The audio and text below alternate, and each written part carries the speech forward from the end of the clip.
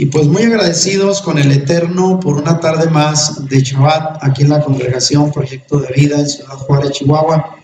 Soy el pastor Juan González y mandamos un saludo, shalom, a las personas que van a ver la enseñanza grabada en nuestro canal de YouTube Volviendo a las Raíces de Nuestra Fe, que por cierto cada vez tiene más seguidores. Y agradecemos a las personas que se toman el tiempo de ver estas enseñanzas, como siempre recomendando que las vean con calma, que cotejen los contenidos con la escritura, desde luego, que comenten y pues si no lo han hecho se suscriban a este proyecto de enseñanza bíblica de raíces hebreas.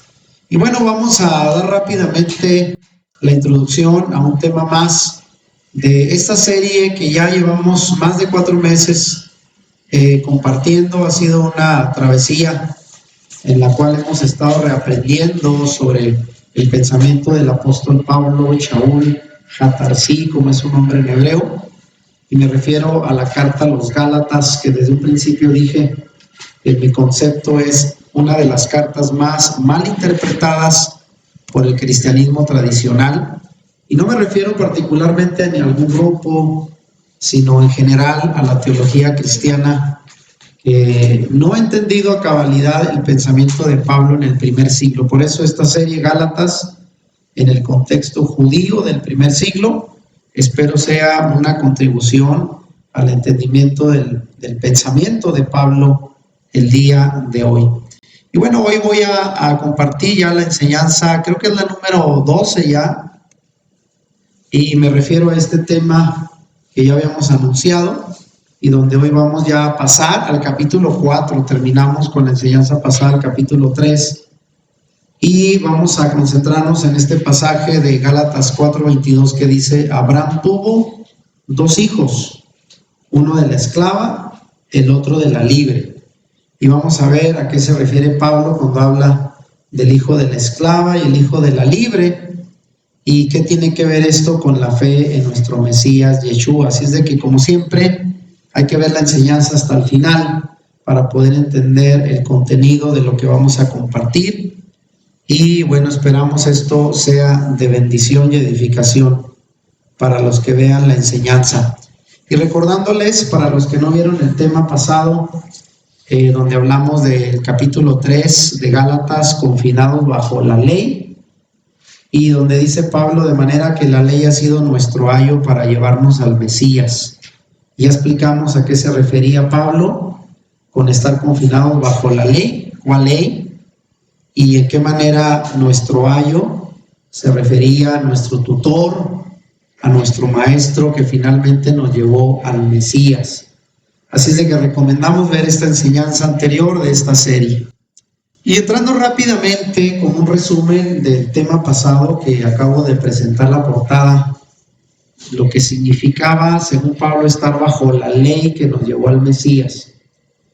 Porque una vez que vimos el tema pasado, donde entendimos a qué se refería Pablo con la frase estar bajo la ley, ya explicamos qué significaba para el creyente del primer siglo, de aquel tiempo en que escribió Pablo, buscar un estatus de justicia ante Dios, pero no bajo la fe en el Mesías y la obediencia a la Torá como hoy lo entendemos, sino según las leyes y tradiciones rabínicas, la ley judía rabínica, que era la que se había mantenido por muchos años, tratando de llevar al pueblo, supuestamente bajo leyes y tradiciones de hombres, a la obediencia a la Torá.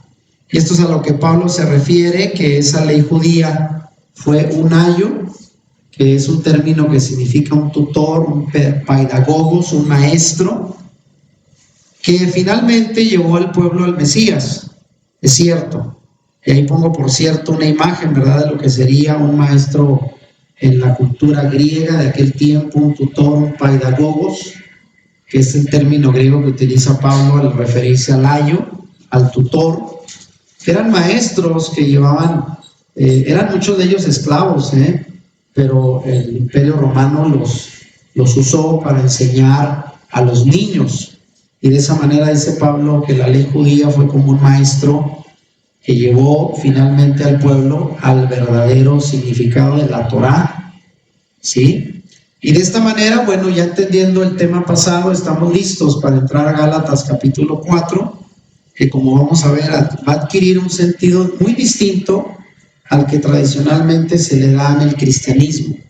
Vamos a hacer otra vez una interpretación del capítulo 4 a la luz del pensamiento de Pablo en el primer siglo, que es lo que hemos estado estudiando. Y bueno, estamos listos ya para interpretar Gálatas capítulo 4.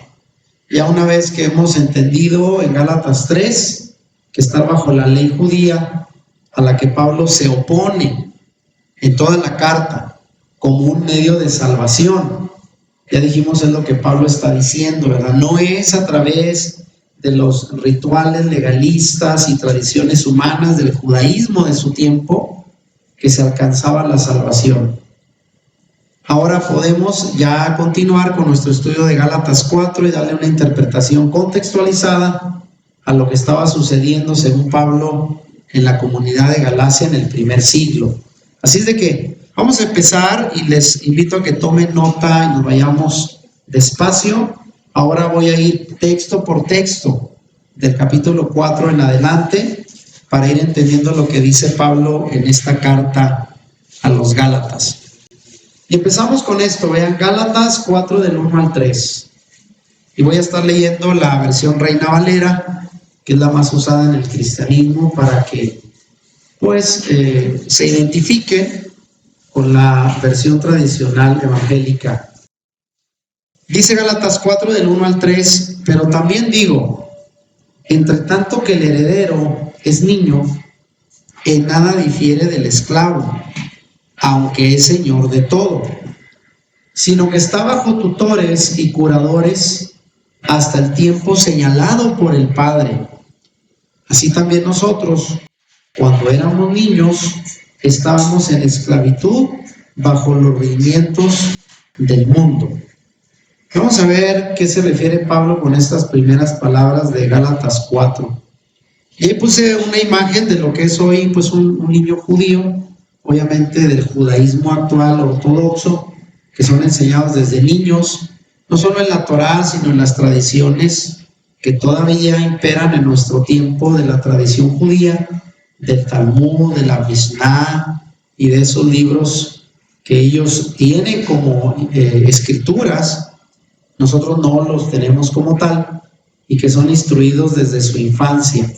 Y aquí habla Pablo, ¿verdad?, del heredero que es niño, pero que no difiere de un esclavo mientras es niño, porque va a estar bajo tutores. Lo que dijimos ahorita, un ayo, un tutor, un maestro, era aquel que guiaba a los niños en la enseñanza. Y eso se refiere Pablo, y dice que así nosotros ahora éramos niños bajo esclavitud, bajo rudimientos del mundo. Vamos a ver a qué se refiere Pablo con esa expresión.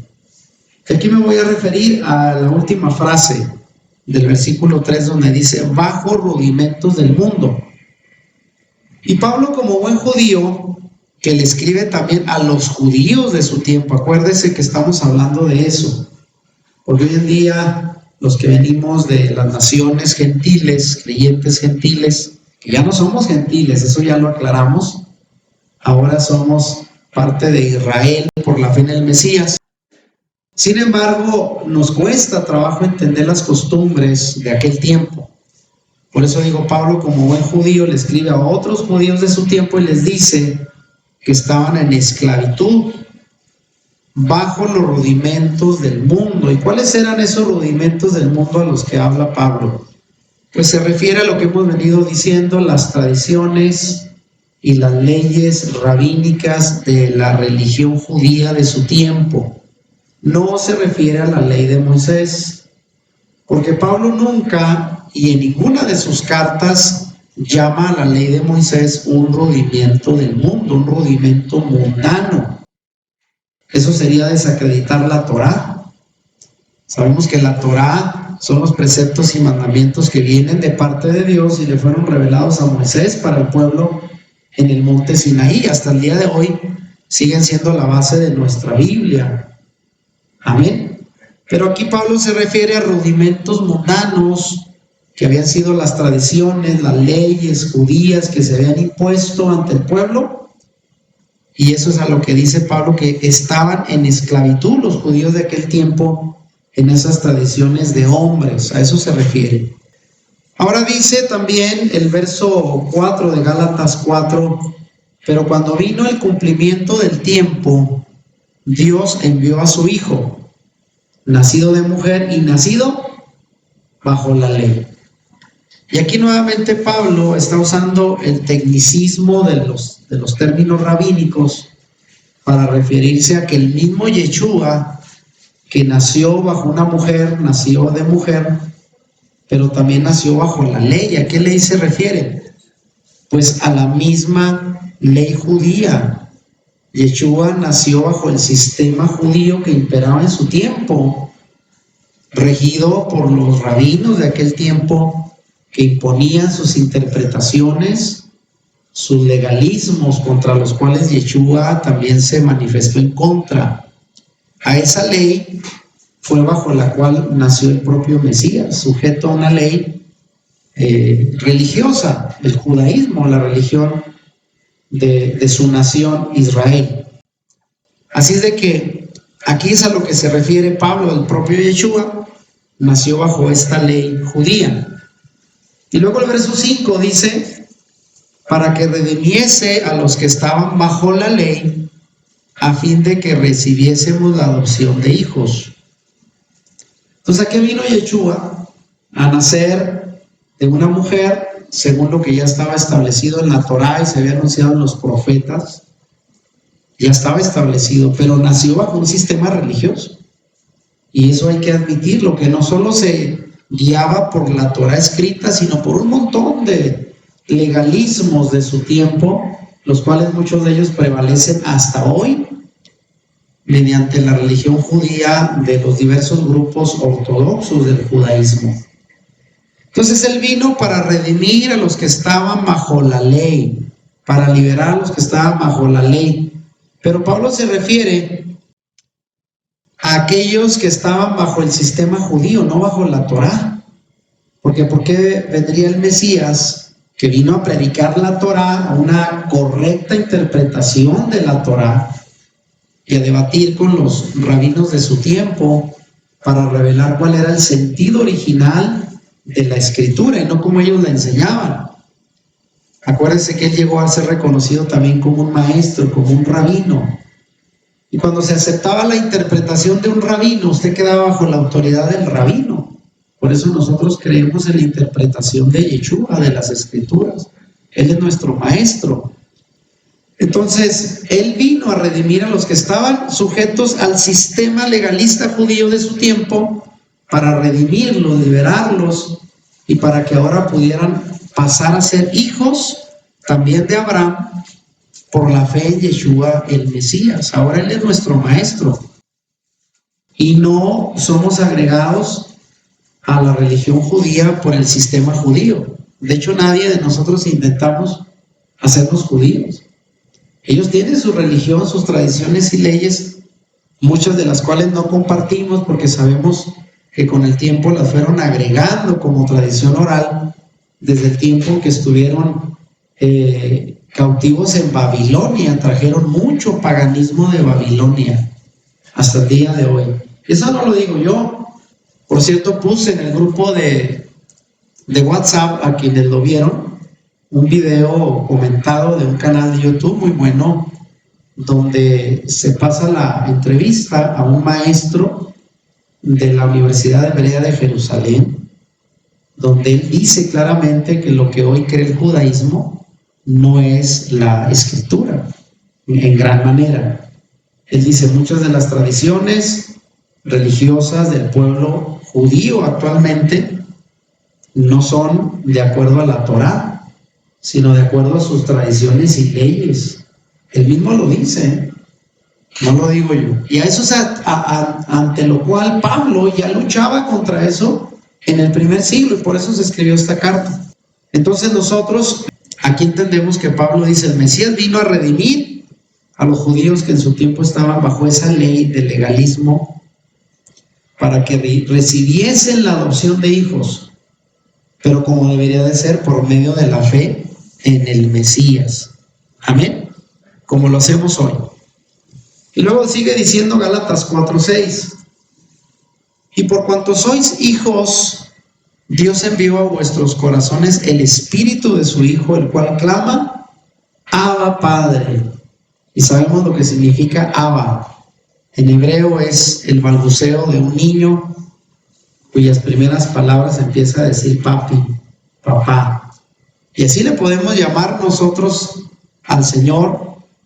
Y de hecho, una mejor traducción del griego de este pasaje diría, y por cuanto ustedes también son hijos, Dios les envió a sus corazones el Espíritu de su Hijo.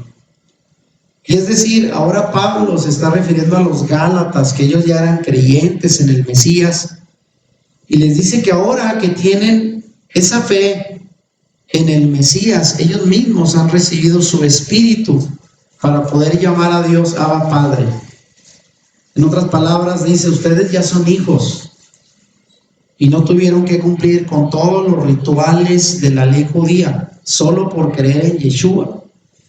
Y al creer en Él, pues tienen su Espíritu, que esa es una de las promesas que todo hijo debemos de tener. Un hijo de Dios debemos de tener el Espíritu viviendo en nuestra vida, el Espíritu mismo de Yeshua, porque no creemos en una Trinidad, acuérdense. Es el mismo Espíritu del Mesías viviendo en nosotros para identificarnos con el Padre y decirle Abba. Somos adoptados como hijos genuinos. Amén. A eso se refiere Pablo. Y luego dice el verso 7 de Gálatas 4. Así que ya no eres esclavo, sino hijo. Y si hijo, también heredero de Dios por medio del Mesías, por medio de Cristo, dice la versión Reina Valera. Entonces ya no somos esclavos. Esto es a la conclusión a la que Pablo lleva a los creyentes al decirles: tu fe en el Mesías te ha hecho ser adoptado como un hijo legítimo. Por lo siguiente dice, pues ya no eres esclavo, ya no estás bajo una esclavitud, sino ahora eres un hijo, un heredero de Dios por medio del Mesías. Y Pablo afirma pues que los Gálatas ya no deberían de estar sintiéndose esclavos ni de sus antiguas costumbres antes de conocer al Mesías, porque muchos de ellos sabemos que venían de las naciones gentiles, y los gentiles eran paganos, adoradores de ídolos. Entonces ya no eran esclavos de sus antiguas creencias, pero tampoco debían de ser esclavos del sistema judío imperante que se trataba de imponer. Por eso les dice, ahora ustedes son herederos de Abraham, son hijos legítimos de la promesa, algo que el judaísmo en aquel tiempo consideraba un privilegio exclusivo solo para ellos, los judíos. Ya hablamos en la enseñanza pasada que a los gentiles les dejaban solo las 7 leyes noágidas. Ahí cumplan eso que dijo Noé para mantenerse un poquito cerca del Dios de Abraham. Pero no, el privilegio de ser un hijo legítimo de Abraham solo nos corresponde a nosotros, decían ellos. Y es a través de nuestra religión que lo puedes obtener, si te conviertes en otro judío. Por eso ya explicamos en el tema pasado que en aquel tiempo había, ¿se recuerdan el nombre?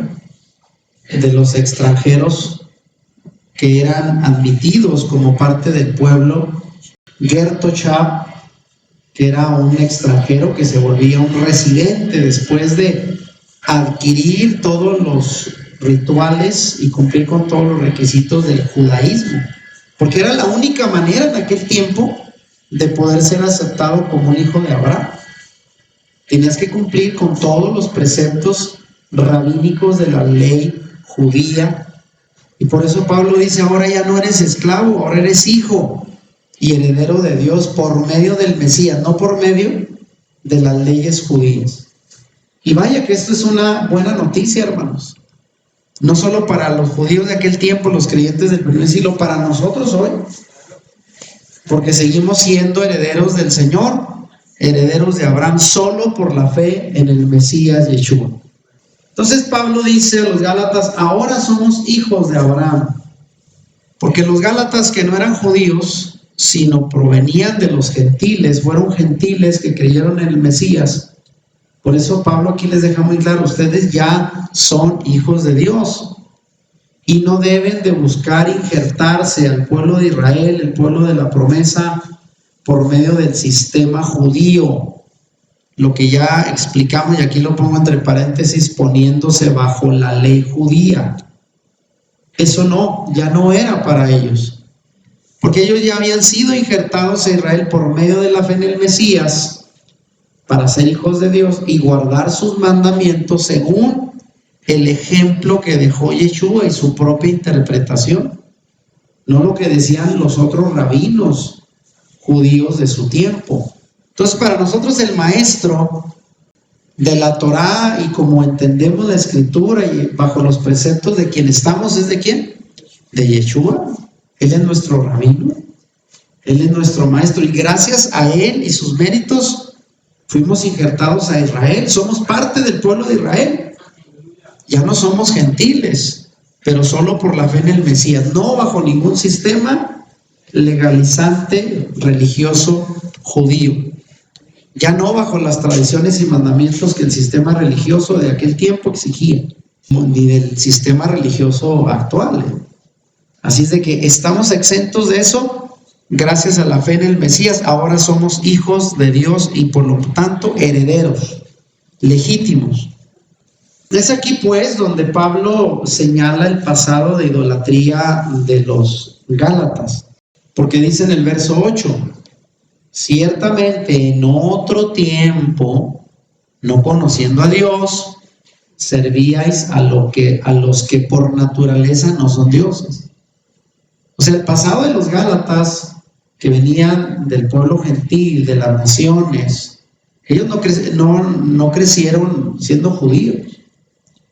Y Pablo les recuerda a ellos el tiempo pasado en que habían sido asimilados en culturas y creencias paganas de las naciones donde nacieron, fuera de Jerusalén, porque muchos de ellos, recuerden, ya lo habíamos explicado en la primera enseñanza, provenían de las 10 tribus perdidas de Israel, pero que ya habían sido asimiladas en creencias y culturas paganas donde adoraban ídolos, por su desconocimiento del Dios verdadero y practicando toda clase de idolatría. Y por eso pues esta imagen, ¿verdad?, de lo que sería en aquel tiempo un gentil, ¿verdad?, culturizada la cultura griega y romana, y atrás, ¿verdad?, una diosa de las muchas que había en aquel tiempo del primer siglo en las religiones paganas. Fuera de Israel había paganismo, y dentro de Israel también, en los judíos de aquel tiempo, que traían muchas tradiciones de su contacto con Babilonia, con Asiria, con Grecia, había judíos también adoradores de ídolos. Entonces, este es el pasado idólatra de los Gálatas, a los cuales Pablo les recuerda. De allá provenían, pero ahora son creyentes en el Mesías. Y dice Gálatas 4:9, voy verso por verso, vean. Y aquí Pablo hace un llamado a no volver a la esclavitud y dice, mas ahora, conociendo a Dios, ahora, o más bien dice, siendo conocidos por Dios. Porque algunos todavía dicen, no, yo conocí al Señor, no. Eso sería darte mérito tú, ¿verdad? Yo busqué al Señor, yo me acerqué al Señor. No, más bien el Señor te acercó. Más bien Él fue el que te trajo. Porque la verdad nadie preguntaba por el Señor, ¿verdad? ¿Quién vino preguntando? No, el Señor nos trajo. Fuimos conocidos por Él. Y pregunta Pablo, ¿cómo es que os volvéis de nuevo a los débiles y pobres rudimentos? Y vuelve a decir el término, a los cuales os queréis volver a esclavizar. O sea, vean cuál es la idea de Pablo. O sea, el Señor te sacó del paganismo, de todas las prácticas de idolatría, para que ahora estés creyendo en el Mesías conforme a la palabra. Y resulta que ahora te quieres otra vez someter a rudimentos de interpretación legalista, religiosa, humana, para volver a esclavizarte. ¿Cómo es eso? Entonces Pablo dice, si el Padre los sacó de la esclavitud y de su mundana manera de vivir, en las costumbres, creencias y religiones paganas de las cuales provenían como gentiles, y los liberó para ser parte de su pueblo por medio de Yeshua, ¿cómo ahora quieren volver a esclavizarse otra vez bajo los débiles? Y así menciona Pablo, débiles y pobres rudimentos de la ley judía. A pesar de que él era judío, a pesar que él era un rabino, él mismo reconoce lo que nosotros estuvimos creyendo bajo estos legalismos, pues son débiles y pobres rudimentos. La verdadera esencia de la palabra está en la Torah escrita y no en todas las interpretaciones legalistas de la religión de aquel tiempo. Y como un ejemplo, el verso 10 y 11, Pablo dice esto, vean, aquí menciono días, meses y años. Y les recuerda y dice, guardáis los días, los meses, los tiempos y los años. Y dice, me temo de vosotros que haya trabajado en vano con vosotros. Pero la pregunta, ¿a qué se refiere Pablo cuando habla de días, meses, tiempos y años? ¿Será referente a la Torá o a la tradición judía?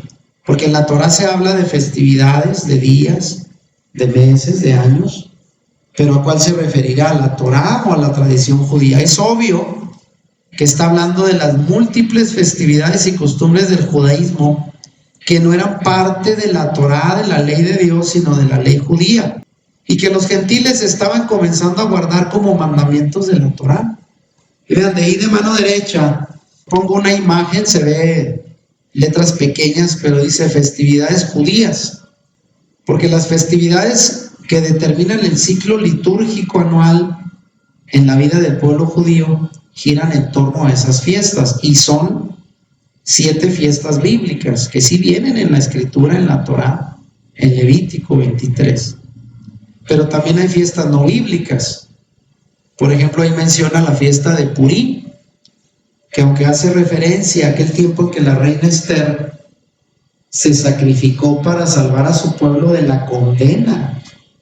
¿Se recuerdan de aquel pasaje? Cuando ya estaban por ser aniquilados durante el imperio asirio, y la reina Esther se puso en oración y ayuno y entró ante el rey y defendió a su pueblo. Eso está en la Biblia, pero ¿cómo se celebra hoy? Esa es la diferencia. Hoy los judíos han impuesto sus propias maneras de celebrar las fiestas y lo han hecho pues también con sus propias tradiciones. Otra de ellas es la fiesta de las Iluminarias, Hanukkah, que representa un acontecimiento histórico real, pero también cómo se celebra por el judaísmo, en base a su interpretación, nada tiene que ver con la Torá. Y eso es a lo que se refiere Pablo cuando dice, ustedes guardan días, meses, tiempos y años de la tradición judía. Y eso, dice, para mí es haber trabajado en vano. Porque Pablo, como los judíos actuales, los caraítas, que son los que se apegan solo a lo que está escrito, Pablo era como un judío caraíta, decía solo la Torá, sin agregarle más. Y vean, aquí pongo un ejemplo, hablando de los tiempos del judaísmo, de aquel tiempo y de hoy también. Porque dentro del judaísmo hay múltiples días festivos que no están ordenados en la Torá. Hay unos días santos, festividades como Purim, ya mencioné, y conmemoraciones que sin haber sido ordenados en la Torá, el sistema judío los ha hecho ley y mandamiento. De modo que se habían convertido en la forma válida de guardar las fiestas del Señor, según ellos. Es decir, si tú no guardabas las fiestas ordenadas por Dios en la Torá, en Levítico 23, pero conforme a la ley judía, para ellos tu obediencia no contaba. O sea, tenía que hacerse a la manera de ellos. ¿Y qué pongo yo por ahí? Vean, en Purim, ¿sabían ustedes que los judíos todavía en la actualidad hacen un carnaval donde se disfrazan? Y no de personajes bíblicos, se disfrazan de toda clase de monos y de cosas que nada tienen que ver con la escritura. Vean, caras de demonios y de todo, y hacen su celebración, hacen una borrachera tremenda, durante Purim, un carnaval, o sea, una borracherota tremenda, y andan en las calles cayéndose, disfrazados de lo peor prisión que usted puede ver, payasos y de todo. Y dígame, ¿dónde está eso en la Torá? Que así se celebra, ¿no? Por eso a eso se refiere Pablo, dice, si ustedes se desvían queriendo celebrar a la manera de la tradición legalista judía, pues ya se salieron de la palabra y dice, he trabajado en vano. A eso es a lo que Pablo les está haciendo tratar de regresar y que sean conscientes. Ahora, a pesar de esta crítica, hay una aclaración. Aclaro que este comentario que estoy diciendo, basado en lo que Pablo dice, no debe entenderse como un desprecio de mi parte por la tradición judía ancestral. O sea, se respeta que el judaísmo es una religión. Y aunque tenemos la convicción de que todo el conjunto de tradiciones y costumbres judías desde entonces y hasta hoy, si bien no son mandamiento y nadie está obligado por la Torá a guardarlas, como ellos dicen, sí son una fuente de recursos de aprendizaje, y algunas de ellas pueden aportar y enriquecer nuestro entendimiento de la Torá, pero mucho de lo que ellos creen e interpretan no está conforme a la Escritura. Eso también hay que señalarlo. Así de que el día de hoy los que estamos saliendo del cristianismo, que tiene mucho de paganismo de Roma, y nos estamos adentrando a conocer raíces hebreas, hay que tener cuidado, porque lo que para el día de hoy en la religión judía tienen como los llamados jajamín, los sabios judíos, los rabinos que durante cientos de años han interpretado la Torá, hay cosas muy buenas y otras no tan buenas, y hay que tener discernimiento para no creernos que como ellos son los judíos, pues ellos son los que están en la verdad y hay que hacer todo lo que ellos dicen, porque también traen muchas tradiciones paganas. Amén. Pero aquí aclaro, no con esto queremos despreciar la tradición judía. Es una religión más, al fin. Llegamos al verso 12 al 16 del capítulo 4 de Gálatas, que yo le llamo el ruego de Pablo, porque precisamente empieza diciendo, os ruego, hermanos, que os hagáis como yo, porque yo también me hice como vosotros. Ningún agravio me habéis hecho, pues vosotros sabéis que a causa de una enfermedad del cuerpo os anuncié el evangelio al principio, y no me despreciasteis, ni desechasteis por la prueba que tenía en mi cuerpo. Antes bien me recibiste como a un ángel de Dios, como a Cristo Jesús. Y pregunta, ¿dónde pues está esa satisfacción que experimentabas? Porque os doy testimonio de que si hubieseis podido, os hubierais sacado vuestros propios ojos para dármelos.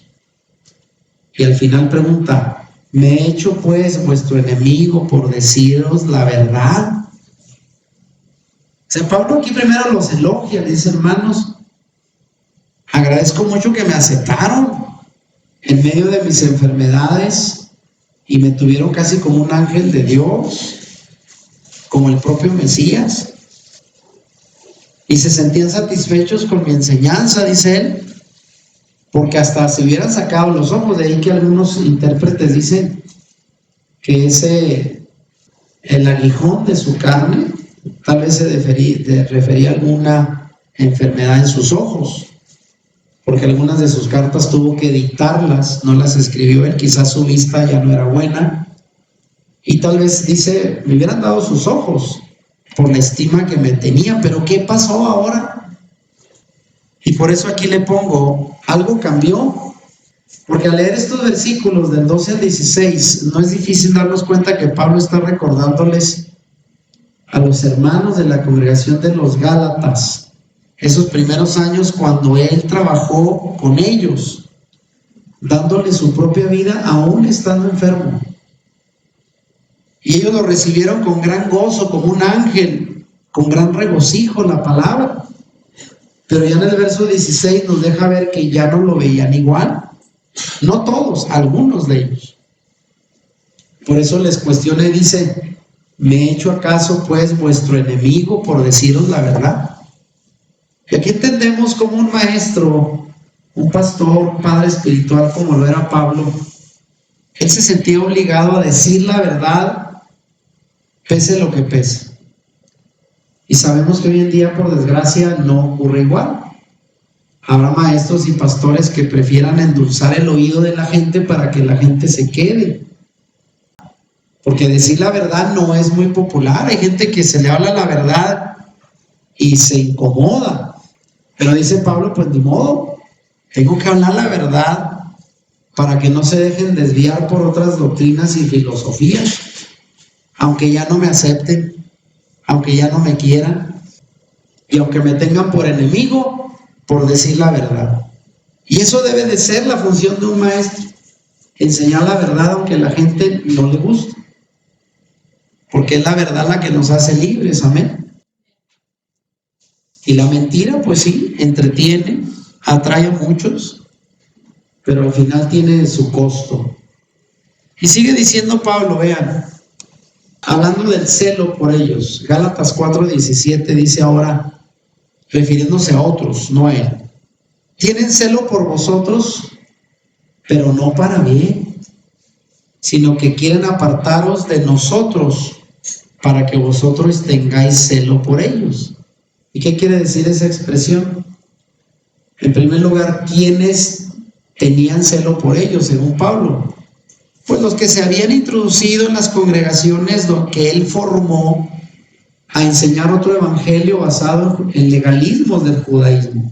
Acuérdense, aquí Pablo está enfrentando a los legalistas, a los judaizantes, que nada tienen que ver con los que hoy tratamos de enseñar raíces hebreas de forma moderada, porque así nos han tildado, ¿no?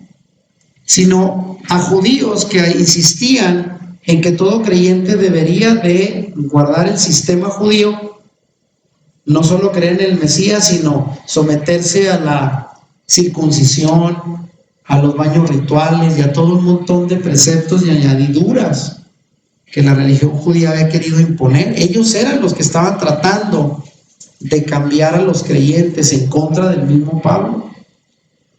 Y este versículo es muy revelador porque muestra el espíritu que motivaba a esos judaizantes. El objetivo de ellos no solamente era enseñar en contra del evangelio que Pablo había enseñado, sino trataban de desacreditar a Pablo como maestro, sacándolo del corazón de los gálatas y ganar adeptos para ellos mismos.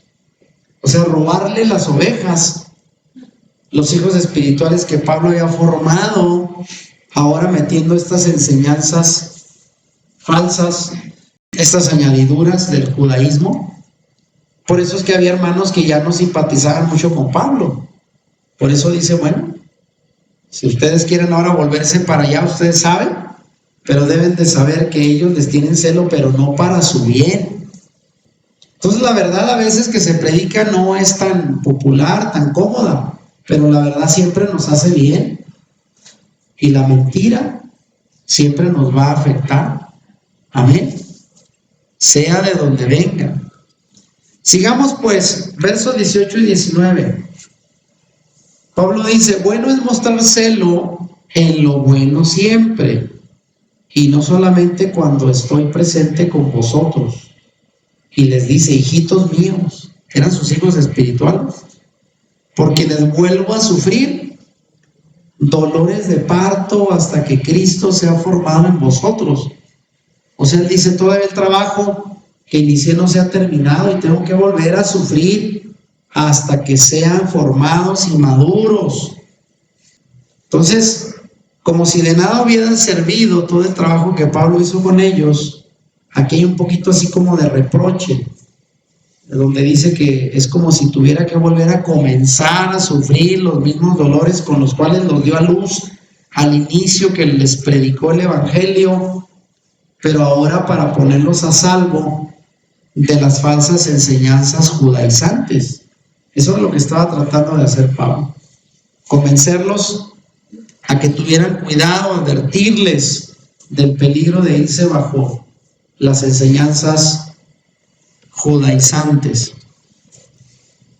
Y llegamos aquí a Gálatas 4, 20 y 21, nos estamos acercando al tema de esta enseñanza, donde dice Pablo: quisiera estar con vosotros ahora mismo y cambiar de tono, porque sabía que se estaba mostrando ya regañó, pero dice también: pues estoy perplejo en cuanto a vosotros, decidme los que queréis estar bajo la ley. Y fíjense aquí la pregunta: ¿no habéis oído la ley? A ver, habla dos veces, dice: aquellos que quieren estar bajo la ley, ¿no habéis oído de la ley? Parece raro, ¿no?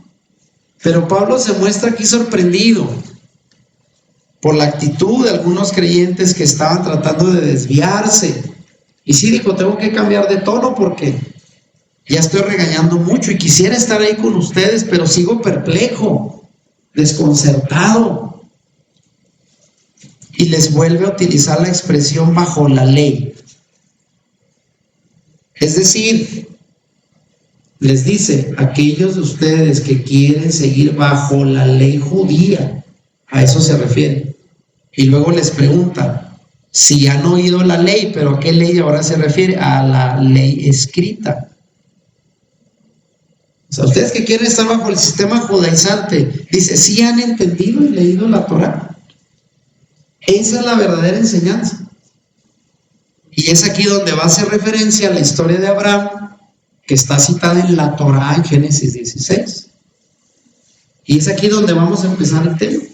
O sea, ustedes que quieren estar allá en legalismos, tradiciones de hombres y todo, porque hay gente que le encanta el legalismo. Mi esposa y yo lo hemos dicho algunas veces. Nosotros venimos de una creencia algo legalista en el cristianismo. Y decimos: para volver a caer en legalismos ahora judíos, pues como que no. Estaríamos como los Gálatas, ¿verdad? Venimos del paganismo de Roma y luego volver a caer en otro legalismos, pues no tiene caso. Y este era el mismo asunto con los Gálatas. Y es aquí donde llegamos a la historia de Abraham, de Génesis. Y dice el verso 22 y 23, porque está escrito que Abraham tuvo dos hijos, uno de la esclava, el otro de la libre.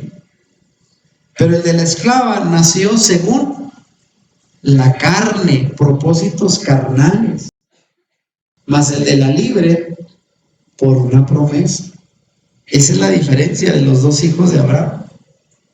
Y sabemos que esos dos hijos fueron Ismael, el mayor, el de la esclava, e Isaac, el hijo de Sara, su esposa. Y sabemos por la interpretación que Ismael nació como producto de una impaciencia de Abraham y la propia Sara. Porque se recuerdan que dice el Génesis que el Señor le dijo a los 75 años a Abraham: vas a tener un hijo, vas a tener descendencia. Y él dijo: pues ¿de quién? Mi esposa, pues no, ya 70 y tantos. Pues ¿de dónde? No, yo te voy a dar un hijo.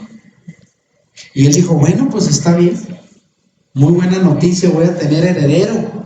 Porque le dijo: no te va a heredar este hombre que te administra, ¿verdad? O sea, vas a tener descendencia propia. Pero pasaron 25 años. Y Abraham dijo: no, pues si a los 75 y mi mujer de 70, pues ahora ya yo de 100 y ella de 90, pues ya no. Ya se nos pasó.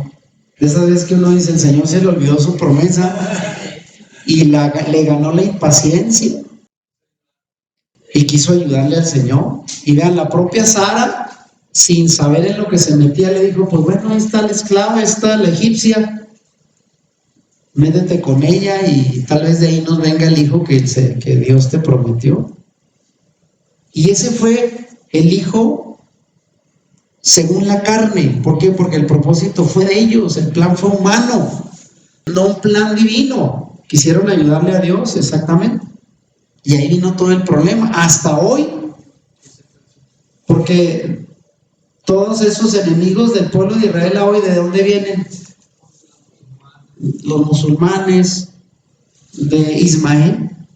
¿No tendría hoy Israel ese problema de estar batallando con su medio hermano que siempre lo quiere casar? Si no se hubieran adelantado Abraham y Sara, una mala decisión, sabemos. Ese fue el fruto de la carne, de un plan humano, Ismael, de la impaciencia de Abraham y Sara, mientras que Isaac fue fruto de la promesa que Dios le dio. Vas a tener un hijo. Y se lo dio a los 100 años. Y Sara tenía 90. Oiga, no hay en la historia que yo sepa a alguien que a los 90 años pueda tener un hijo. Solo esta. Un milagro. Pero ahí fue el cumplimiento de la promesa que Dios le dio. Y esta historia es pues un ejemplo de pretender alcanzar las promesas de Dios por medio del esfuerzo humano propio, que es precisamente la filosofía del legalismo de los judaizantes, tratar de alcanzar el favor de Dios a través del esfuerzo y el mérito de obras cumplidas humanamente, no ordenadas por Dios. Amén. Es lo mismo, por eso menciona Pablo a los dos hijos de Abraham. Y seguimos leyendo el verso 24, vean, hablando de los dos pactos. Y dice Pablo, lo cual es una alegoría, pues estas mujeres son los dos pactos. El uno proviene del monte Sinaí, el cual da hijos para esclavitud, y este es Agar. Aquí empieza Pablo a explicar a qué se refiere cada una de las mujeres y qué representa teológicamente hablando. Y dice que es una alegoría, significa que esas dos mujeres representan simbólicamente algo más espiritual. Esas mujeres representan dos pactos. Uno que proviene del monte Sinaí, que da hijos para esclavitud, que es Agar. Pero vean, antes de dar la explicación de Pablo, aquí pongo, ¿cómo interpreta este pasaje la teología cristiana? Y solo cito al comentarista Matthew Henry, que es un cristiano que interpreta la Biblia, bueno, bajo la tradición cristiana, y no está tan mal, pero él dice que Sara y Agar representan las dos dispensaciones del pacto. Habla de dos pactos, pero él dice dispensaciones, porque acuérdense, la teología trae esa idea de las dispensaciones desde el inicio hasta el final de la historia. Y esas dos dispensaciones para el cristianismo, ¿cuáles son? La ley y la gracia. Agar es la ley, que para el cristianismo significa estar bajo esclavitud y condenación, porque la ley para ellos es una carga. Y la gracia, que viene a través del Mesías, solo por creer, pues es el otro lado que el cristianismo fomenta, ¿no? Y ellos dicen, Matthew Henry dice, la Jerusalén celestial es la iglesia verdadera de lo alto, representada por Sara, que está en un estado de libertad y es la madre de todos los creyentes que nacen del Espíritu Santo. Y Agar, la esclava, es la madre de los que viven bajo la esclavitud de la ley, aunque no especifica qué ley. Siempre en el cristianismo se escucha ley y pensamos que es la ley de Moisés, la Torá, que nos esclaviza, y esa es la Jerusalén terrenal, según la interpretación cristiana. ¿Lo vamos entendiendo? Así se interpreta. Y hablando de los dos pactos, todavía el comentario de Matthew Henry dice, el primer espíritu del pacto es la esclavitud al pecado y la muerte. Eso representa a Agar y su hijo. Pero el segundo pacto es el espíritu de la libertad. El primero es un espíritu de persecución y el segundo es un espíritu de amor, así se interpreta. Y aquí pregunto, ¿pero a qué se refiere Pablo con esta alegoría? Ya entendiendo el pensamiento de Pablo en el primer siglo. Él dice, sí, que estas mujeres representan dos pactos. No dice que la ley y la gracia, no lo especifica, eso es interpretación cristiana. Menos habla de dispensaciones. La teología de la dispensación no se apoya en la escritura. Pero ¿cuáles son esos dos pactos? Bueno, ya nos dijo que Agar es uno, el pacto hecho en el monte Sinaí. Pero aquí la pregunta crítica es, ¿se está refiriendo Pablo con Agar el primer pacto a la entrega de la Torá como cree el cristianismo? Porque pareciera que así dice, bueno, el primer pacto es Agar y representa el monte Sinaí. ¿Qué pasó en el monte Sinaí? Se recibió la Torá. Por eso algunos cristianos dicen, mire, ve, Agar, la esclava, vivir bajo esclavitud es Agar, porque eso representa la ley que le fue dada en el monte Sinaí al pueblo de Israel. Pero vamos a ver qué dice Pablo en el verso siguiente, porque él mismo explica a qué se refiere. A veces nos adelantamos a la interpretación y nos salimos del contexto, pero Pablo mismo lo explica. Y llegamos al verso 25.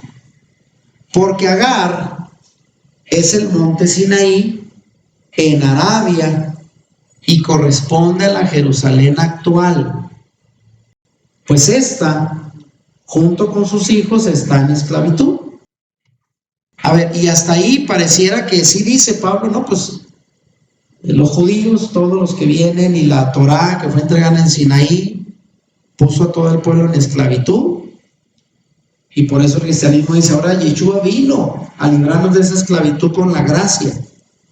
Pero ¿cuál es la interpretación cristiana de este pasaje? Bueno, que el pacto de la gracia es simbolizado por Sara, ella es nuestra madre espiritual, mientras que la ley y la vieja naturaleza están representados por la esclava Agar e Ismael su hijo. Así se entiende en el cristianismo. Por eso se denigra la Torá, porque trae esclavitud, eso representa. Y además dice la teología cristiana, ellos, Agar e Ismael su hijo, quieren perseguirnos a nosotros los cristianos, los judíos, quieren perseguirnos a nosotros y llevarnos de nuevo a esclavitud bajo la ley. Pero esto fue temporal, dicen ellos, la ley fue temporal y ahora ya no está vigente. La ley vino a prepararnos para la venida de Cristo, donde ahora solo es el amor y la gracia, según el cristianismo. Así se entiende. Pero vamos a ver cuál es la verdadera interpretación. Al hablar de Agar la esclava, aquí nos dice Pablo que ¿a qué se refiere con Agar la esclava? Él dice que es el pacto hecho en el monte Sinaí. Pero ¿a qué pacto se refiere? A la condición de la Jerusalén actual del tiempo de Pablo. ¿Y cuál era la condición de la Jerusalén del tiempo de Pablo? Pues que estaba en esclavitud junto con sus hijos. ¿Y quiénes eran los hijos? Los fariseos legalistas que decidieron estar confinados bajo la ley. O sea, la Torá no vino a esclavizar. Lo que vino a esclavizar fueron las interpretaciones de los rabinos de aquel tiempo, y en el tiempo de la Jerusalén actual, de la cual se refiere Pablo, en el tiempo que él vivía, sí había esclavitud, pero no por la Torá, sino por toda la religiosidad del legalismo judío. A eso se refiere. Ahora, ¿pero quién los tiene esclavizados? ¿La Torá? Claro que no, sino el sistema religioso del judaísmo del tiempo de Pablo, basado en tradiciones y mandamientos de hombres. Eso tenía esclavo a muchos del pueblo. Eso es lo que representaba Agar. ¿Lo entendemos ahora? Nada tiene que ver con la Torá, porque la Torá no esclaviza. Y hablamos pues así del sistema esclavizante, un sistema religioso. Ese sistema que se adjudicó a sí mismo la facultad, oigan bien, de determinar quién era salvo y quién no. ¿Cómo la ven? Hasta ese punto llegaron a determinar quién era salvo y quién no. Y ya lo explicamos en otro mensaje, que según el judaísmo del primer siglo, ser salvo no era lo que hoy es ser salvo en el cristianismo. Hoy, ¿qué es ser salvo? Aceptar a Cristo, arrepentirte, confesarlo, hacer una oración de fe y ya eres salvo. En aquel tiempo, ser salvo en el judaísmo era sinónimo de ser parte del pueblo de Israel. Tú pertenecías a Israel, el pueblo del pacto, eras salvo. No pertenecías a Israel como los gentiles, estabas fuera de pacto sin salvación. Y ese mismo concepto, que por cierto los apóstoles también creían como buenos judíos, ese sistema religioso era el que determinaba cómo Israel había de guardar la Torá, pero con todos sus legalismos fue el que terminó esclavizando al pueblo. convirtiéndolos en los hijos de Agar. Se convirtieron en esclavos cuando eran hijos de Sara, pero se hicieron hijos de Agar como la esclava por su insistencia en tanto legalismo. Ese es el sistema al cual Pablo se refiere y lo relaciona con Agar la esclava, el sistema esclavizante del judaísmo. Llego aquí y digo que Pablo no se contradice, porque recuerden que Pablo es consecuente con su mensaje. No va a enseñar una cosa en una carta y en otra carta otra cosa. Porque si durante todo el capítulo 4 viene diciendo que el judaísmo de su época es un sistema que produce opresión y esclavitud, y en toda la carta, y que la fe en el Mesías, lo cual es creer y obedecer a la Torá conforme a la interpretación de Yeshua como maestro, es lo único que produce libertad.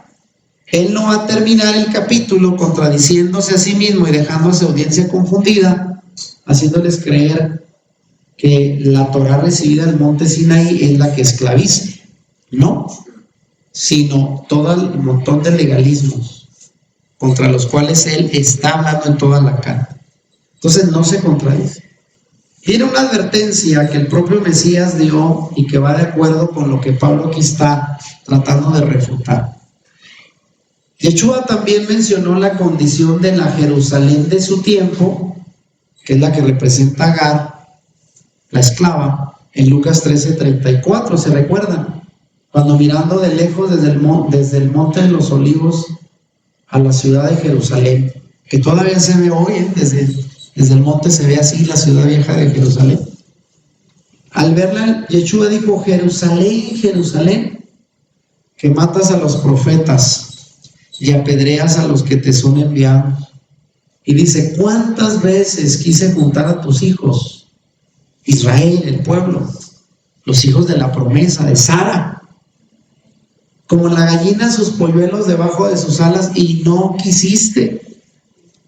O sea, preferiste irte como hijos de Agar, de la esclava, para someterte a un montón de legalismos cuando yo te quise guiar por el camino correcto. Y no quisiste. Es una advertencia. Pero aunque esta advertencia es dura y coincide con lo que Pablo está diciendo también a los Gálatas, aquí pongo como una advertencia.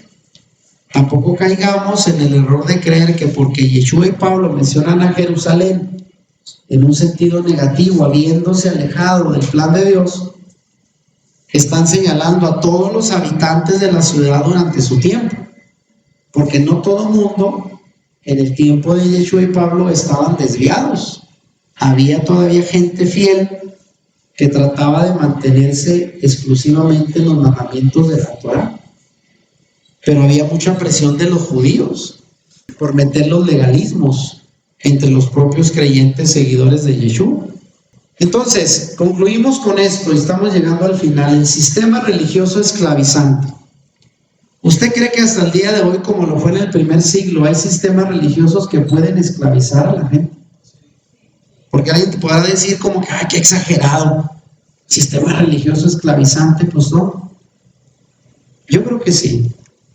El Mesías denunciaba, escuche, durante su ministerio a los líderes religiosos de su tiempo. ¿Contra quiénes fueron sus debates? Contra los fariseos, que eran los principales promotores del legalismo, de las tradiciones orales y de todos los agregados que el judaísmo venía haciendo siglos atrás,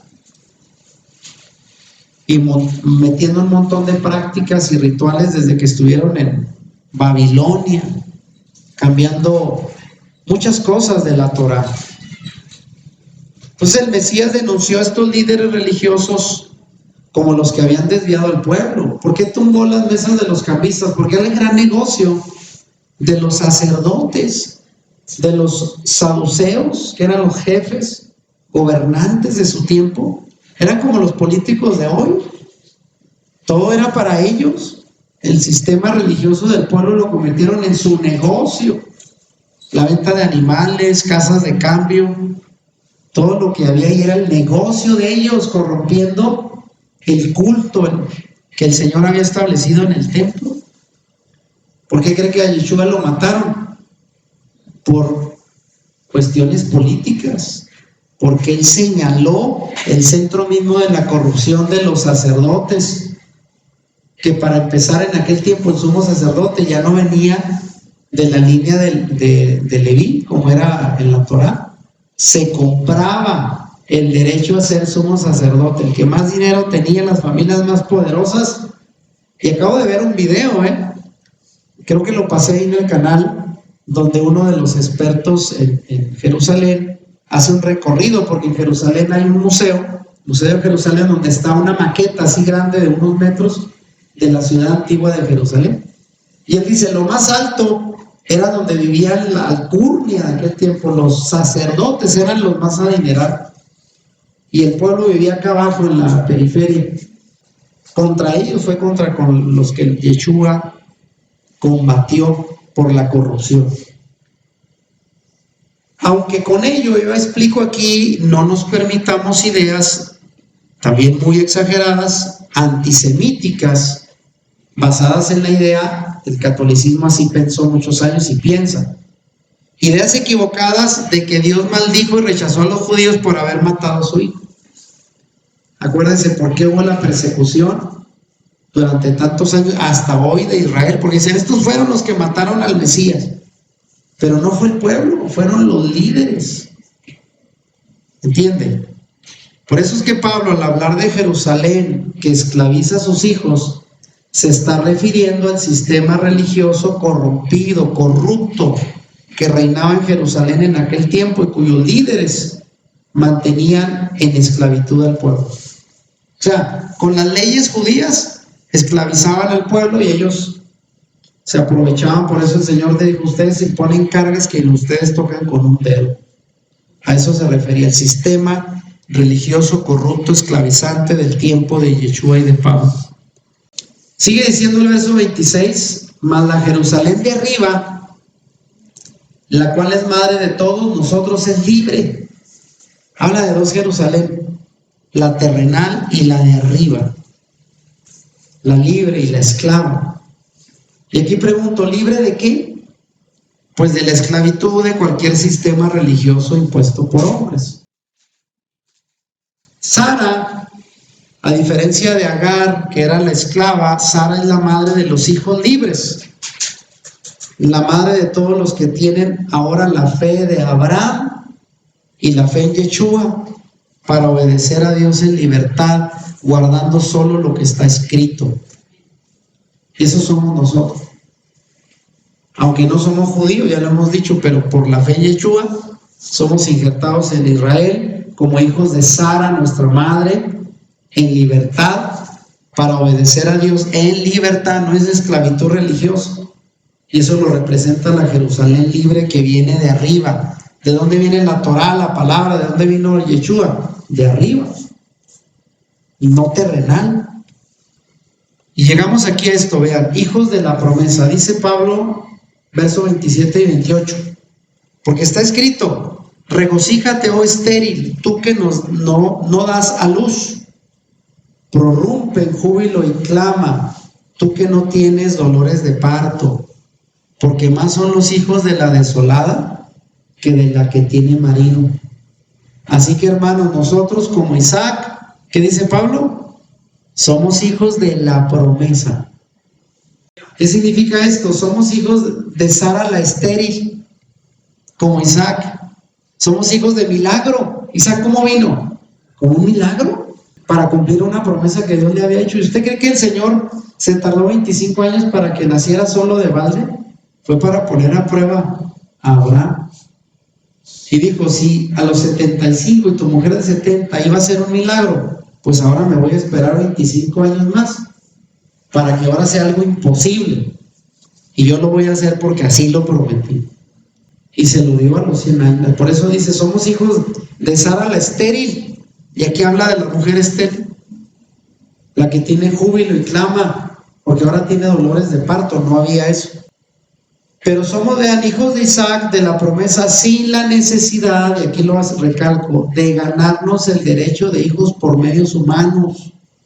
Ser hijos de Agar, de la esclava, es tratar de justificarnos y llegar a ser hijos por mérito propio. por obras de cumplimiento nuestras de legalismo religioso, mientras que ser hijos de Sara es por la pura fe, como fue al principio, la fe de Abraham, la fe de Yeshua, creyendo en la promesa de Dios, no por el cumplir, no por medios humanos. A eso se refiere Pablo. Amén. Y finalmente llegamos a esto, vean, el sistema perseguidor. Gálatas 4:29, Pablo dice: pero como entonces el que había nacido según la carne, ¿a quién se refería? Ismael, acuérdense, él nació según el plan humano de Sara a Abraham. Pero como entonces el que había nacido según la carne perseguía al que había nacido según el Espíritu, o sea, Isaac, según la promesa, así también ahora. Entonces aquí Pablo dice, así como en su momento Ismael, el hijo de la esclava, perseguía por celos a Isaac, porque aparte estaba más grande. Cuando nació Isaac, Ismael ya casi era un adolescente. ¿Y usted cree que le pegaba, que se aprovechaba, que le quitaban los carritos y los juguetes y pues sí, se los sonajeaba? Por eso Sara dijo, ya no quiero aquí, despáchalo porque mi hijo ahí lo trae a golpe y golpe. Bueno, así como fue en el momento en que Ismael perseguía a Isaac por celo, por ser el heredero, el hijo de Sara, la mujer libre, así el sistema judaizante que representa a Agar, que no creyó en el Mesías, fue el que persiguió a quienes sí creyeron en la promesa de Abraham por la fe. A ver, ¿quiénes fueron los primeros que empezaron a perseguir a los seguidores de Yeshua en los primeros años? Los líderes judíos en complot con Roma se unieron para perseguir a todos los creyentes de Yeshua, porque no guardaban según su interpretación las escrituras.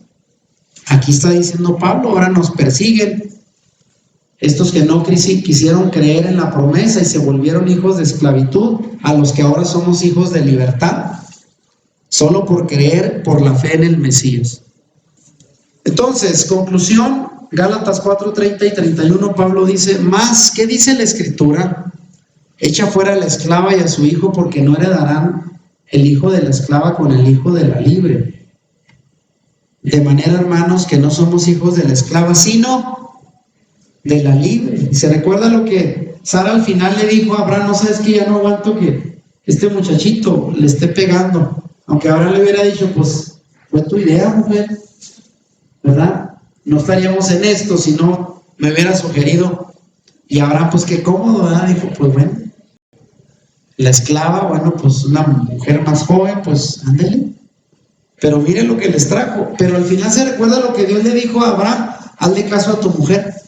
Porque Abraham dijo, oye, pero es mi hijo también, yo quiero que crezca aquí y se reparta en la herencia.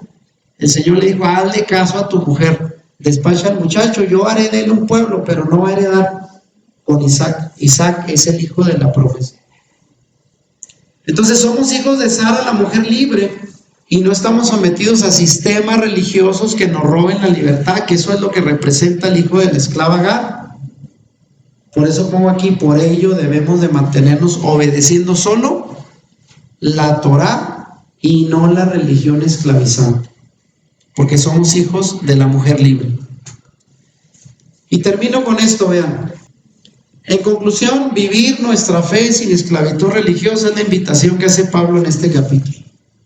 A partir de esta enseñanza de Pablo, vemos la importancia de vivir nuestra fe en el Mesías Yeshua, sujeto solo a lo que está establecido en la Torá y no lo que las tradiciones religiosas quieren imponer fuera de la Escritura.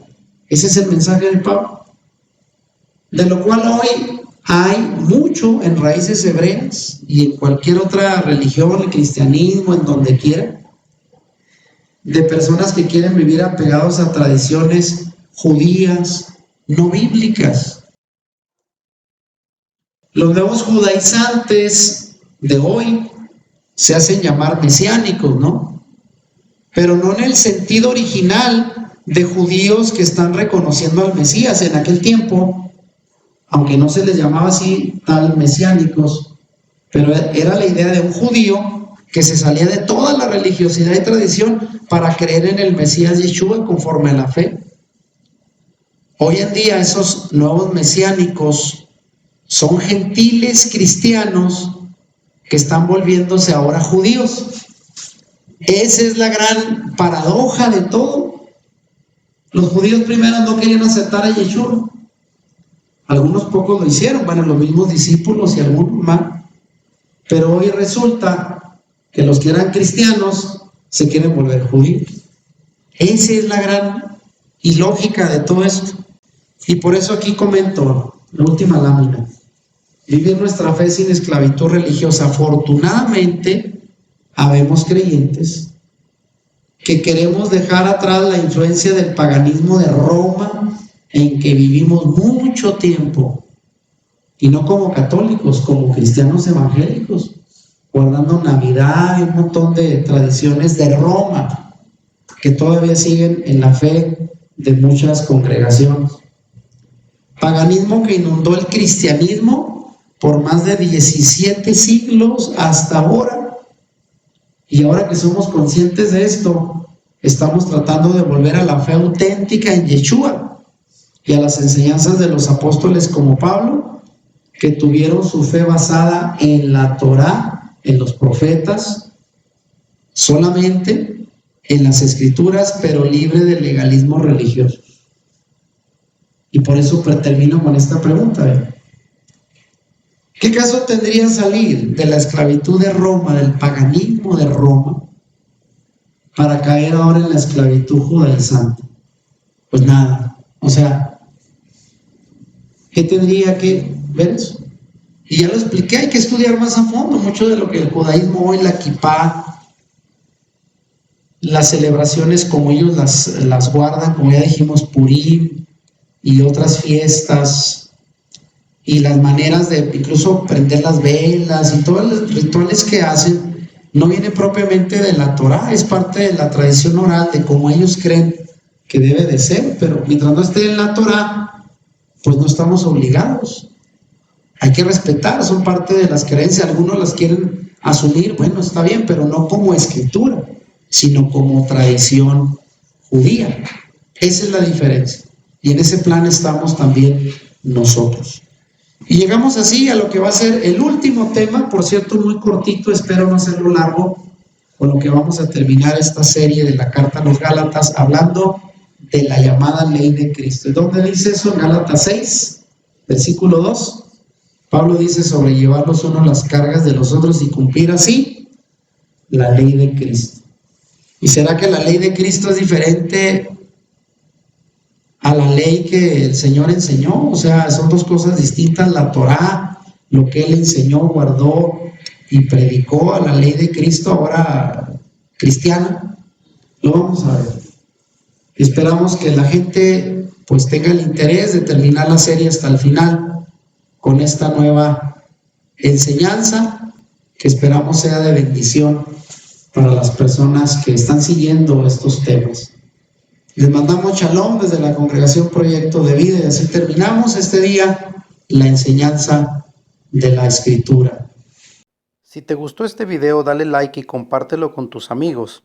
Suscríbete a nuestro canal si no lo has hecho y activa la campanita para que YouTube te avise cuando subamos nuevos videos. Bendiciones.